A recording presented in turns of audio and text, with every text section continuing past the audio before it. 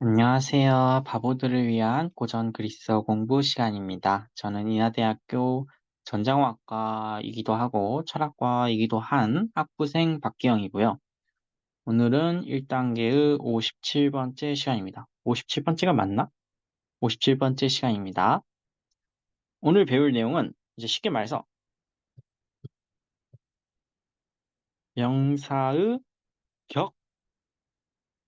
격용법이에요. 그러니까 다르게 말하면 뭐예요?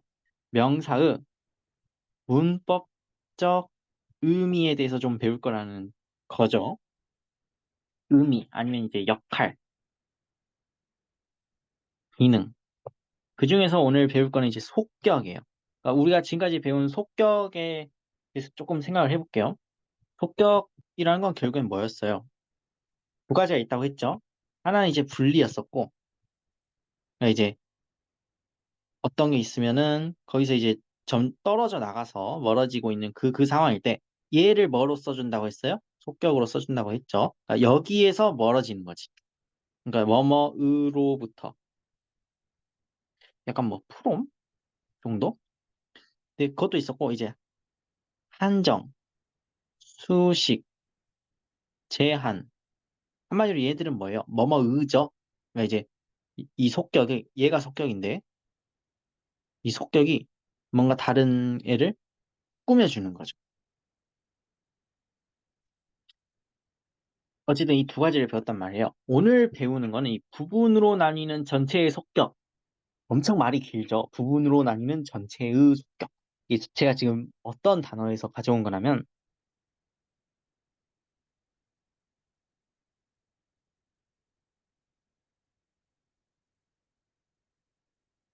이게 이렇게 부를 때도 있고 어떻게 부를 때도 있냐면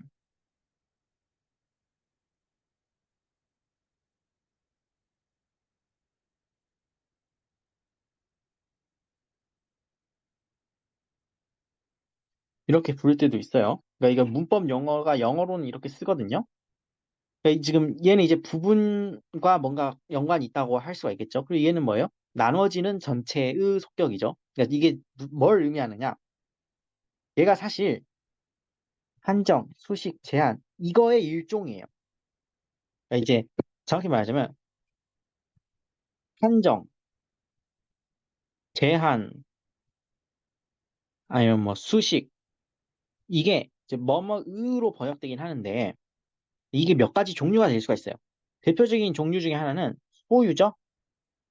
예를 들어 뭐 이런 식이죠. 아버지의 가방일 때 이 아버지를 지금 뭘로 써주는 거예요?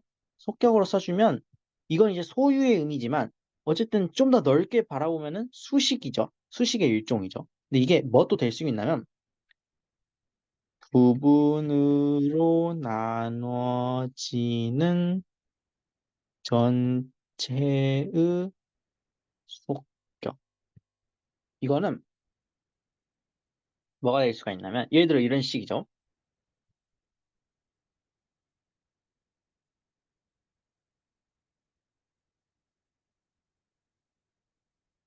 인하대 박기영이라고 하면은 인하대라고 하는 거는 굉장히 넓단 말이에요. 사람이 하나, 둘, 셋, 넷, 다섯, 여섯, 일곱, 여덟, 아홉, 열, 열하나, 열둘, 열세, 열네, 열다섯 이렇게 많은데 그 중에서 이제 이게 뭐예요? 얘는 이제 전체죠. 전체가 지금 인하대고 얘는 뭐예요? 부분이에요. 이게 지금 그 상황이거든요. 그래서 얘도 어떻게 보면 뭐다? 한정, 제한, 수식의 일종이다. 부분으로 나눠진 전체의 속격이다. 조금 더 이제 정확하게 말하자면 속격으로 쓰인 단어가 있겠죠. 얘가 지금 뭘 의미하는 상태인 거냐면 보다 큰 집단, 집합, 전체를 가리키는 상태인 거예요. 이상한 걸 갖다 쓰고 있죠. 죄송합니다. 보다 큰 집단, 보다 큰 집합, 보다 큰 전체를 가리키는 상황인 거예요. 근데 지금 이제 뭔가 이제 수식을 해주는 거예요. 수식해주는 어떤 명사가 있어요. 이 명사가 뭘 의미하냐면 어떤 특정한 사람일 수도 있고, 뭐 사람들일 수도 있고, 아니면 이제 어떤 특정한 것, 그러니까 이제 것이라고 하면 이제 사물일 수도 있고요. 어쨌든 그게 이제 복수일 수도 있고 단수일 수도 있고 그렇습니다. 어쨌든 이런 애들이 있잖아요. 이런 어떤 특정한 몇몇 것들이 이 보다 큰 집단, 집합 전체에 속하는 경우예요.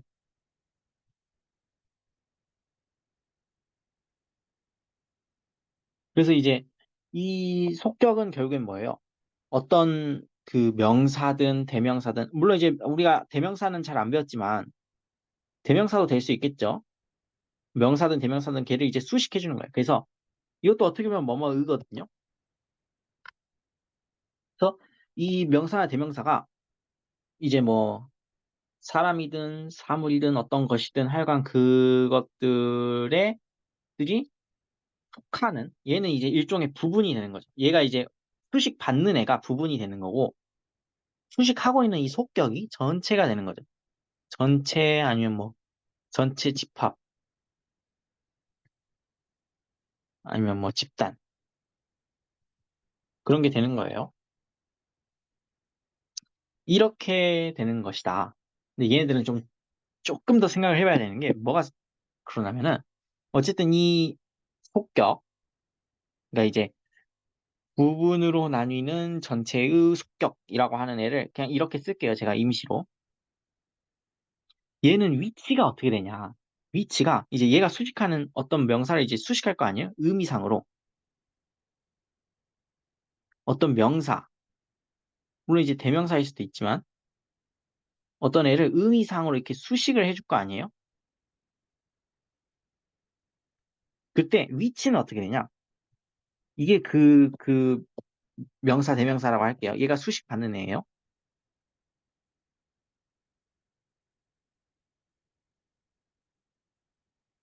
앞에 올 수도 있고 뒤에 올 수도 있어요.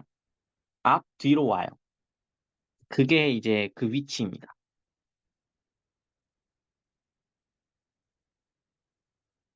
그래서 좀 수식하고 있는 그 명사 대명사의 앞, 뒤에 온다. 뭐는 부분으로 나뉘는 전체의 속격을. 단, 주의할 게 있어요. 뭘 주의해야 되냐? 한정적 위치. 물론 이제 우리가 부르기에 따라서 수식적 위치라고도 할 수 있죠. 이게 이제 영어로는 우리가 이제 attributive position이라고 하는데 한정적 위치, 한정적 위치, 수식적 위치, attribute 수식, attribute position으로는 쓸 수 없다예요. 이상하죠? 하지만 이제 그리스인들이 그렇게 썼으니까 어쩔 수 없습니다. 그러니까 지금 의미상으로는 뭐예요? 수식을 해주고 있는 거야. 그리고 이제 위치도 어때요? 앞, 뒤로 오는 거예요. 근데 한정적 위치가 아닌 거야. 그러니까 지금 이 경우는 다르게 말하자면 수식적 위치를 취하지 않는다예요. 희한하죠? 얘가 결국에는 해석할 때는 뭐뭐의로 된단 말이에요. 근데 얘는 수식적 위치, 한정적 위치를 취하지 않는데. 근데 앞, 뒤에 오긴 한데. 그래서 결국엔 뭘 가리켜요? 지금 이 수식하는 명사가 부분인 거예요. 어떤 부분, 이제 뭐 특정한 사람, 사람들일 수도 있고, 특정한 것, 사물의, 사물들, 뭐 그럴 수 있는데, 어쨌든 얘네가 지금 뭐예요? 부분인 거야. 부본이 돼버렸네. 미쳤죠? 부분인 거야. 근데, 그럼 이제 이 속격은 뭐예요? 전체일 수도 있고, 어쨌든 보다 큰 집합, 집단인 거예요. 근데 얘는 뭐로 쓸 수가 없다고요? 의미상으로는 수식이 맞는데 위치상으로는 수식적 위치가 아니라고요. 단지 앞, 뒤에 올 뿐이에요. 희한하죠? 이거는 예문을 봐야 이해가 됩니다.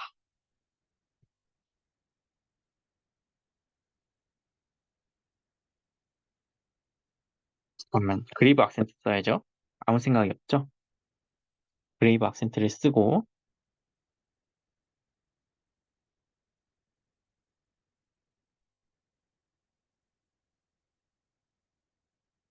이게 장음이죠?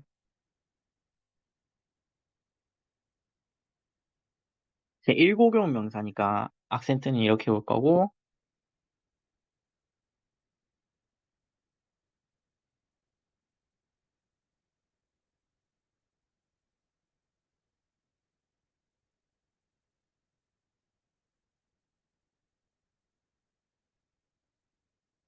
마침표, 이런 문장이 있다고 칠게요. 그럼 이제 얘는 뭐예요? 이제 얘는 고경을 안 한다고 했죠? 얘는 그냥 여섯이에요. 근데 지금 얘 보세요. 얘가 지금 한정적 위치인가요? 수식적 위치인가요? 아닌 것 같죠? 근데 앞 뒤에 오긴 했어요. 그러니까 지금 얘가 지금 얘를 꾸며주는 거예요. 얘가 지금 뭘로 쓰인 거냐면 부분으로 나뉘는 전체의 속격으로 쓰인 거거든요. 그러니까 이건 지금 뭔 상황이냐면 그 중장갑 보병들 중의 여섯인 거예요. 그러니까 지금 이 그 중장갑 보병들이라고 하는 게 이 전체 혹은 이제 보다 큰 집합 집단이 되는 거예요. 근데 이 중에서 하나, 둘, 셋, 넷, 다섯, 여섯 이만큼을 빼가지고 지금 수식을 해주고 있는 거죠. 물론 이제 이것도 읽어봐야겠죠. 지금 이거는 수동태잖아요. 수동태고 아우리스트고 그리고 이제 심지어 3인칭 복수죠. 물론 이제 지금 보면은 이 여섯이 지금 뭐예요? 복용을 안 했기 때문에 이게 주격은 아니지만 하지만 이게 의미상으로 눈치를 발휘하면은 이거 아무래도 주어겠죠. 근데 수동태니까 지금 주어가 동작을 받는 거잖아요. 그래서 보내졌다. 그래서 그 중장갑 보병들 중의 여섯 명의 사람이 보내졌다. 이렇게 쓰인 거예요. 그래서 헥스톤, 플리톤, 에펜프텐산 이렇게 된 거죠.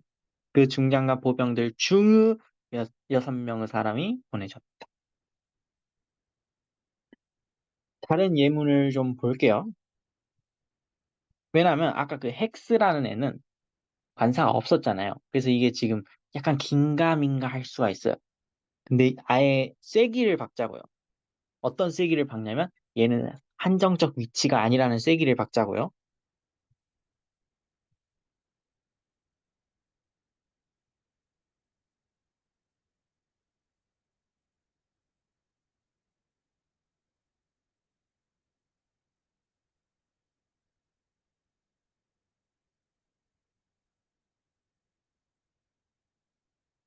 얘도 제일 고경 명사죠. 어쨌든 간에.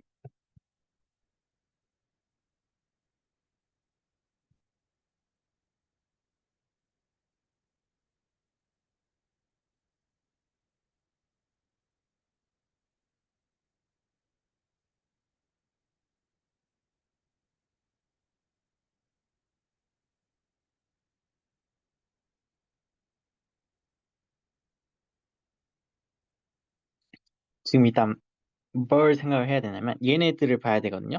지금 봐보세요. 얘가 지금 속격이에요. 속격인데 얘가 지금 수식 받는 애예요. 그러니까 지금 이렇게 수식을 받는 중인 거야. 근데 봐보세요. 관사부터 시작해서 명사까지 끝나는 이거 뭐예요, 지금? 바로 딱 쳤는데 가운데 뭐 있어요? 없어요. 그리고 이제 관사 옆에 뭐 있어요? 없어요.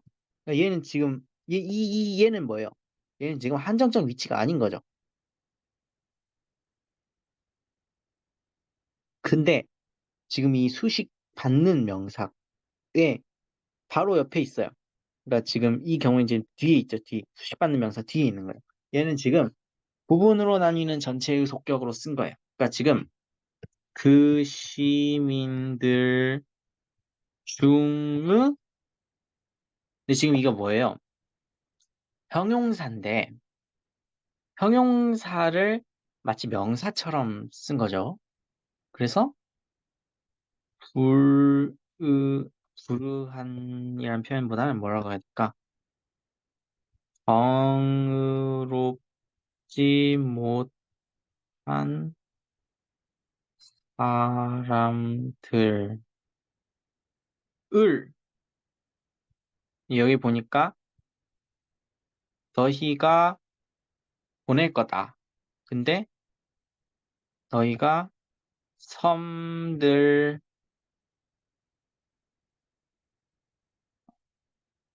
섬들 안으로 보낼 것이다. 이렇게 돼요. 그러니까 지금 이 경우에는 어떻게 돼요? 그 시민들이 전체인 거야. 전체, 집단, 집합, 그거예요. 그리고 지금 이 정의롭지 못한 사람들은 뭐예요? 부분인 거죠. 근데 지금 이 전체 집단 집합을 뭘로 써준 거예요? 소격으로 써주고 한정적 위치는 아니고요. 단지 이제 지금 이 수식 받는 애의 앞 뒤에 와준 거죠. 그래서 이게 우리가 배운 문법을 쓴 거죠. 다른 예문도 좀 볼게요. 음,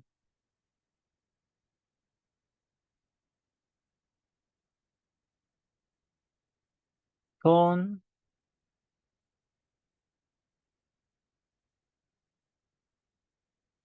계피론. 그러니까 지금까지 우리가 본 건 다 뭐였어요? 뒤에 왔단 말이에요. 그렇죠? 수식 받는 명사가 있으면은 뒤에다가 이제 써준 것만 봤잖아요, 예문을. 이번에는 반대입니다.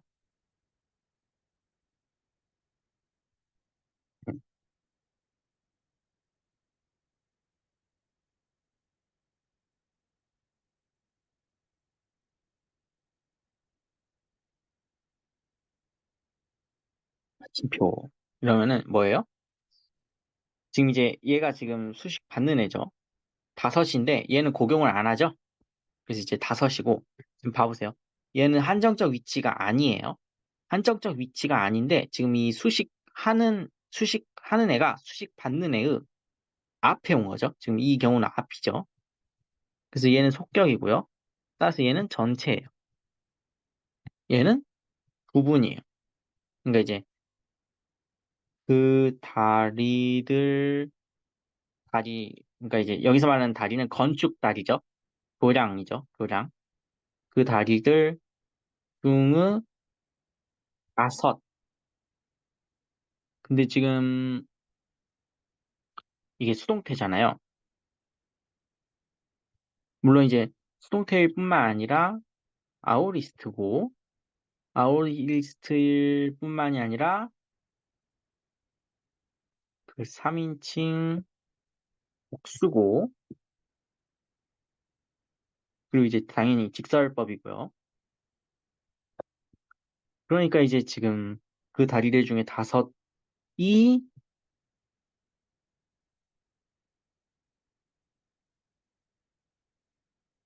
무너졌다. 이렇게 해석하면 되겠죠? 그래서 어떻게 보면 이제 중의인 거예요. 근데 이제 중의도 의죠? 그러니까 얘는 한정, 제한, 수식의 일종이긴 한 거죠. 그렇게 해서 지금 이 구분으로 나뉘는 전체의 속격을 해석해주면 된다.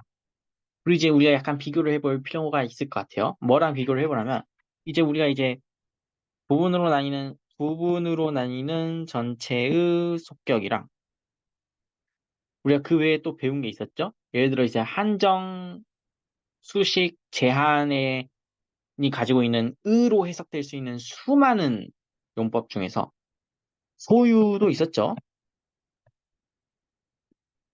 한번 비교를 해보면은